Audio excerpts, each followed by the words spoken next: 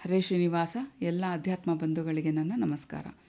ಗುರುವಾರ ಪುಷ್ಯ ನಕ್ಷತ್ರ, ಇದಕ್ಕೆ ಗುರು ಪುಷ್ಯಾಮೃತ ಯೋಗ ಅಂತ ಹೇಳಿ ಕರೀತಾರೆ. ಅಂದರೆ ಗುರುವಾರದ ದಿನ ಪುಷ್ಯ ನಕ್ಷತ್ರ ಬಂದರೆ ಅದು ಅಮೃತ ಯೋಗ.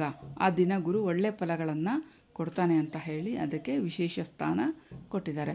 ಆದರೆ ಈ ಸರಿ ಬಂದಿರತಕ್ಕಂಥ ಗುರು ಪುಷ್ಯಾಮೃತ ಯೋಗ 12 ವರ್ಷಕ್ಕೆ ಒಮ್ಮೆ ಬರ್ತಕ್ಕಂಥದ್ದು. ಕಾರಣ, ಗುರು ಪುಷ್ಯ ನಕ್ಷತ್ರದಲ್ಲಿ ಅಂದರೆ ಕಟಕ ರಾಶಿಯಲ್ಲಿ ಪುಷ್ಯ ನಕ್ಷತ್ರದಲ್ಲಿ 7 ಡಿಗ್ರಿ ತನಕ ತುಂಬ ಉಚ್ಚವಾಗಿ ಫಲವನ್ನು ಕೊಡ್ತಾನೆ.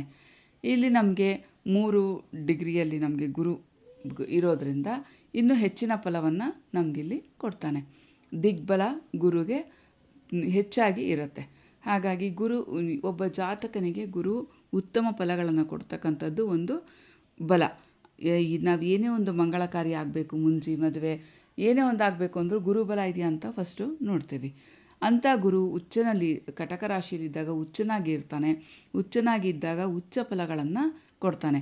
ಇಂಥ ಸಮಯದಲ್ಲಿ ನಮಗೆ ಗುರು ಪುಷ್ಯಾಮೃತ ಯೋಗ ಕೂಡ ಬಂದಿರೋದ್ರಿಂದ ತುಂಬ ಒಳ್ಳೆಯ ಸುಸಮಯ. ನಮಗೆ ಬೆಳಗ್ಗೆ 11:32 ತನಕ ಪುಷ್ಯ ನಕ್ಷತ್ರ ಇರುತ್ತೆ.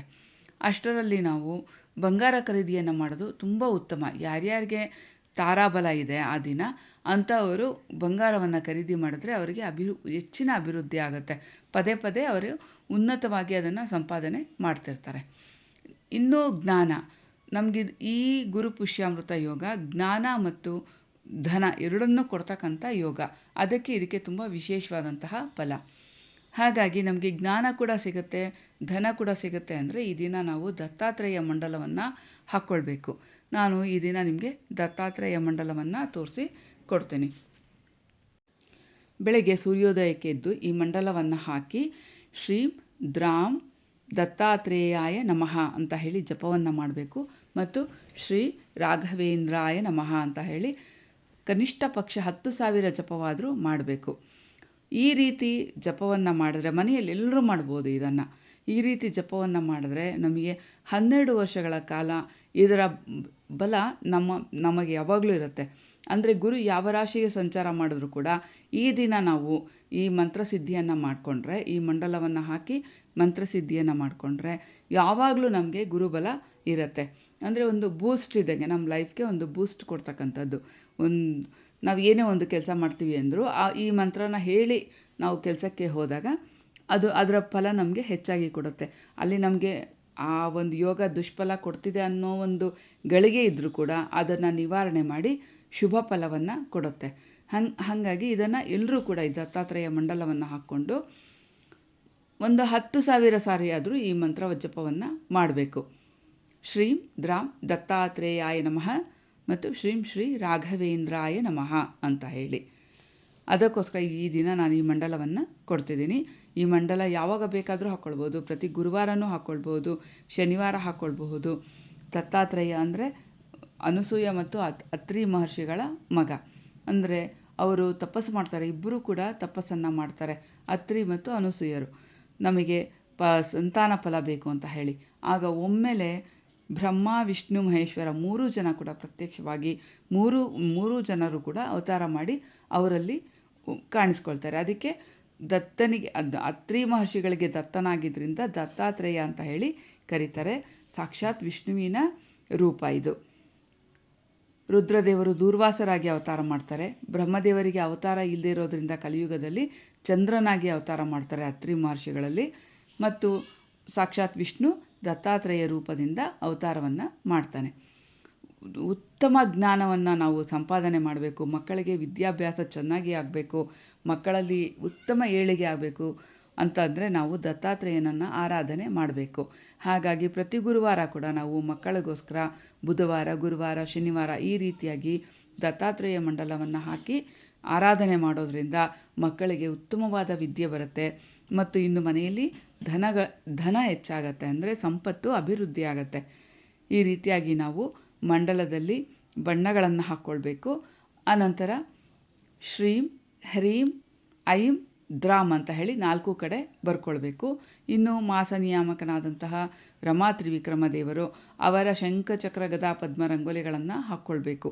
ಮೊದಲು ಗದಾ, ನಂತರ ಚಕ್ರ, ನಂತರ ಕಮಲ, ಆನಂತರ ಶಂಖ, ಅನಂತರ ಕಮಲ, ಹೀಗೆ ಈ ರೀತಿಯಾಗಿ ನಾವು ಕ್ರಮವಾಗಿ ಶಂಖಚಕ್ರ ಗದಾ ಪದ್ಮವನ್ನು ಈ ಮಾಸ ಪೂರ್ತಿ ಹಾಕ್ಕೊಳ್ಬೇಕು.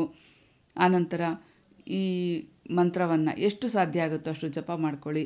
ಯಾರ್ಯಾರಿಗೆ ತಾರಾಬಲ ಇದೆ ಅವರೆಲ್ಲರೂ ಕೂಡ ಬಂಗಾರವನ್ನು ಖರೀದಿ ಮಾಡಿ ಮತ್ತು ಮನೆಗೆ ಬೇಕಾಗಿರ್ತಕ್ಕಂಥ ಬೆಲೆ ಬಾಳ್ತಕ್ಕಂಥ ವಸ್ತುಗಳನ್ನು ತೊಗೊಂಡು ಬನ್ನಿ. ವಸ್ತ್ರಗಳು, ಬೆಳ್ಳಿ ಆಗಿರಬಹುದು ಮತ್ತು ಮನೆಗಳಲ್ಲಿ ಧಾನ್ಯ ಆಗಿರ್ಬೋದು. ಇದನ್ನು ಮನೆಗೆ ಈ ದಿನ ತೊಗೊಂಡು ಬರೋದ್ರಿಂದ ಹೆಚ್ಚಿನ ಅಭಿವೃದ್ಧಿ ಆಗುತ್ತೆ. ಎಲ್ಲದಕ್ಕಿಂತ ಹೆಚ್ಚಾಗಿ ಈ ಮಂತ್ರವನ್ನು ಸಿದ್ಧಿ ಮಾಡ್ಕೊಳ್ಳಿ. ತುಂಬ ಉತ್ತಮವಾದಂತಹ ಪರ್ವಕಾಲ ಇದು. ಇದನ್ನು ಮಿಸ್ ಮಾಡಿಕೊಳ್ದೆ ಇದರ ಪ್ರಯೋಜನವನ್ನು ಪಡೀರಿ. ಏಕೆಂದರೆ ಇದು ಎಲ್ಲ 12 ವರ್ಷಕ್ಕೊಮ್ಮೆ ಬರೋದು. ಈ ರೀತಿಯಾಗಿ ಯಾರೂ ಕೂಡ ಹೇಳೋದು ಇಲ್ಲ. ಅಂದರೆ ಈ ರೀತಿ ಇದೆ, ನೀವು ಸಿದ್ಧಿ ಮಾಡ್ಕೊಳ್ಳಿ, ಜಪ ಮಾಡ್ಕೊಳ್ಳಿ, ಯಾರೂ ಹೇಳೋಲ್ಲ. ಕಾರಣ ಕಲಿಯುಗ ಇದು. ಕಲಿಯುಗದಲ್ಲಿ ನಮಗೆ ಬೇಡದೇ ಇರೋದನ್ನೇ ಕೊಡ್ತಾರೆ. ಅಂದರೆ ನಮ್ಗೆ ಯಾವುದು ವಿಹಿತ ಅಲ್ವೋ ಅದನ್ನೇ ಮಾಡ್ಕೊಳ್ಳಿ ಅಂತ ಹೇಳಿ ನಮಗೆ ಮನಸ್ಸಿಗೆ ಹುಚ್ಚು ಹಿಡಿಯೋ ರೀತಿಯಾಗಿ ಕೊಡ್ತಾರೆ. ದಯವಿಟ್ಟು ಆ ರೀತಿಯಾಗಿ ಯಾವುದನ್ನು ಮಾಡ್ಕೊಳ್ಬೇಡಿ. ಯಾವುದು ನಮಗೆ ವಿಹಿತ ಅದನ್ನು ಮಾತ್ರ ಮಾಡ್ಕೊಳ್ಬೇಕು. ಯಾವುದು ಸಾತ್ವಿಕವಾಗಿರುತ್ತೆ. ನಮಗೆ ನವಗ್ರಹಗಳನ್ನ ಕೊಟ್ಟಿದ್ದಾನೆ ಭಗವಂತ. ಶಿಂಶುಮಾರ ರೂಪಿ ಪರಮಾತ್ಮ ನವಗ್ರಹಗಳನ್ನು ಕೊಟ್ಟಿದ್ದಾನೆ. ಅದರ ಮೂಲಕ ನಾವು ಮುಂದೆ ಹೋಗಬೇಕು. ಅವರನ್ನು ಬಿಟ್ಟು ನಾವು ಬೇರೆ ಏನೇ ಮಾಡ್ಕೊಳ್ತೀವಿ ಅಂದರೂ ತತ್ಕಾಲ ಅಷ್ಟೇ, ಅದು ಯಾವುದೂ ಸಿದ್ಧಿ ಆಗೋದಿಲ್ಲ. ನವಗ್ರಹಗಳಿಂದಲೇ ನಮಗೆ ಸಿದ್ಧಿ. ಸೂರ್ಯ ಮಿಥುನ ರಾಶಿಗೆ ಬಂದಿದ್ದಾನೆ. ಗುರು ಮತ್ತು ಶುಕ್ರ ಕಟಕ ರಾಶಿಯಲ್ಲಿದ್ದಾರೆ. ಉತ್ತಮ ಫಲಗಳನ್ನು ಕೊಡ್ತಾರೆ. ದತ್ತಾತ್ರೇಯ ರೂಪಿ ಪರಮಾತ್ಮ ನಮಗೆ ಜ್ಞಾನವನ್ನು ಕೊಡ್ತಾನೆ ಮತ್ತು ಗುರು ಎಲ್ಲ ರೀತಿಯ ಬಲಗಳನ್ನು ನಮಗೆ ಅನುಗ್ರಹ ಮಾಡ್ತಾನೆ. ಹಾಗಾಗಿ ನಾವು ಇಂಥ ವಿಹಿತವಾದಂತಹ ಈ ಮಂಡಲ ರಂಗೋಲಿ ಪೂಜೆ ಮಂತ್ರಗಳನ್ನಷ್ಟೇ ನಾವು ಹೇಳ್ಕೊಳ್ಬೇಕು. ದಯವಿಟ್ಟು ತುಂಬ ಕ್ರೂರವಾದಂತಹ ಅಥವಾ ಅತಿ ಬಲಶಾಲಿಯಾದಂತಹ ಮಂತ್ರಗಳನ್ನು ಹೇಳ್ಕೊಳ್ಬೇಡಿ. ಇದರಿಂದ ಮಕ್ಕಳಿಗೆ ಸಮಸ್ಯೆ ಆಗತ್ತೆ. ನಮಗೆ ಇದರಲ್ಲಿ ಸಂತಾನಾಭಿವೃದ್ಧಿ ಆಗಬೇಕು, ಧನ ಕನಕ ಸಂಪತ್ತು ಆರೋಗ್ಯ ಬರಬೇಕು ಅಂತ ಭಕ್ತಿಯಿಂದ ಪ್ರಾರ್ಥನೆ ಮಾಡಿದ್ರೆ ಖಂಡಿತ ನಮಗೆ ದೇವರು ಅನುಗ್ರಹ ಮಾಡ್ತಾನೆ. ಈ ರೀತಿಯಾಗಿ ಚಿತ್ರದಲ್ಲಿ ತೋರಿಸಿರ್ತಕ್ಕಂಥ ಬಣ್ಣಗಳನ್ನು ಹಾಕ್ಕೊಂಡು ಆನಂತರ ದ್ವಾರವನ್ನು ಹಾಕ್ಕೊಳ್ಳಿ. ದ್ವಾರದಲ್ಲಿ ಕ್ರಮವಾಗಿ ಹಳದಿ, ಅಲ್ಲಿ ಶ್ರೀಮ್ ಅಂತ ಬರೀರಿ, ಹಸಿರು ಹ್ರೀಮ್ ಅಂತ ಬರೀರಿ ಮತ್ತು ಕೆಂಪು ಐಮ್ ಅಂತ ಬರೀರಿ, ನೀಲಿಯಲ್ಲಿ ದ್ರಾಮ್ ಅಂತ ಬರ್ಕೊಂಡು ಮಂಡಲವನ್ನು ಪೂರ್ಣ ಮಾಡಿಕೊಳ್ಬೇಕು. ಮತ್ತು ರಮಾ ತ್ರಿವಿಕ್ರಮರ ಶಂಖಚಕ್ರ ಗದಾ ಪದ್ಮ ಹಾಕ್ಕೊಂಡು ಶ್ರೀಂ ದ್ರಾಮ್ ದತ್ತಾತ್ರೇಯಾಯ ನಮಃ, ಶ್ರೀಂ ಶ್ರೀ ರಾಘವೇಂದ್ರಾಯ ನಮಃ ಅಂತ ಹೇಳಿ ಜಪವನ್ನು ಮಾಡ್ಕೊಳ್ಳಿ. ನಿಮಗೆ ಈ ಮಂತ್ರ ಯಾವಾಗಲೂ 12 ವರ್ಷ ನಿಮ್ಮ ಜೊತೆಯಲ್ಲಿ ಇರುತ್ತೆ. ಹರೇ ಶ್ರೀನಿವಾಸ.